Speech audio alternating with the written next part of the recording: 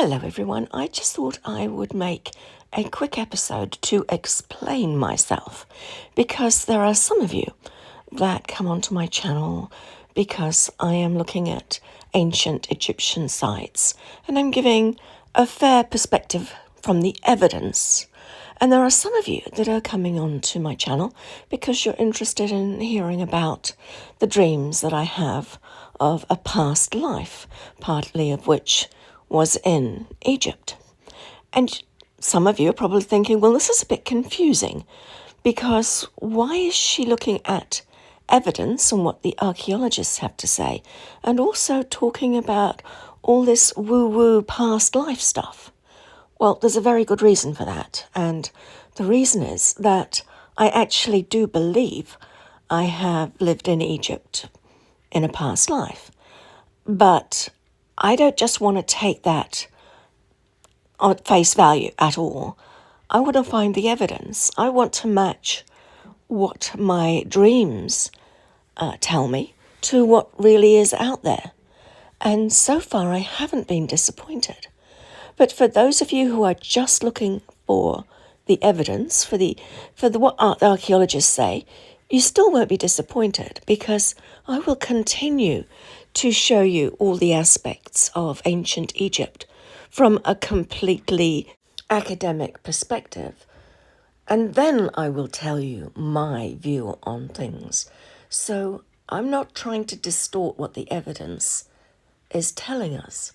All I'm trying to do is collect up as much information as I can along the way to see if it does match what my perspective is from my dreams. One key element is that I don't believe that the dynastic Egyptians built all the pyramids. I'm saying that they did build some of them, and that's quite evident in the evidence, but I believe that there were a lot of structures already existing and they adopted them. They did a lot of restoration work. Some of them were not pyramids to start with, but since they were already impressed with some of the pyramids that actually were there, they tended to stick with a theme.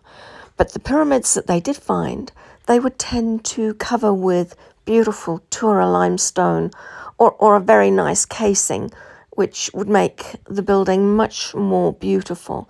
And they would build a lot of other things around the pyramid. So that's my perspective on some of the more significant pyramids. And as for the ones that weren't pyramids that became pyramids, I believe that there were some buildings that they adapted and turned into pyramid structures, or even turned them into things like the temples of the sun. But they were still fundamentally there originally. And a lot of the ruins they used to build other things, like some of the satellite pyramids that are around on Giza. As for the pyramids that they constructed all on their little lonesome, I think the majority of those are today just rubble. And it's quite obvious when you go through the list of these pyramids and by the dates that are attributed to them by the Egyptologists, it's quite obvious that the earlier the pyramid, the greater the skill. And as time progressed, they somehow managed to lose all that skill, or it was not them in the first place. If my dream regressions are correct, it means that the dynastic Egyptians essentially moved into that area long after the previous civilization had collapsed. They found a lot of really interesting buildings.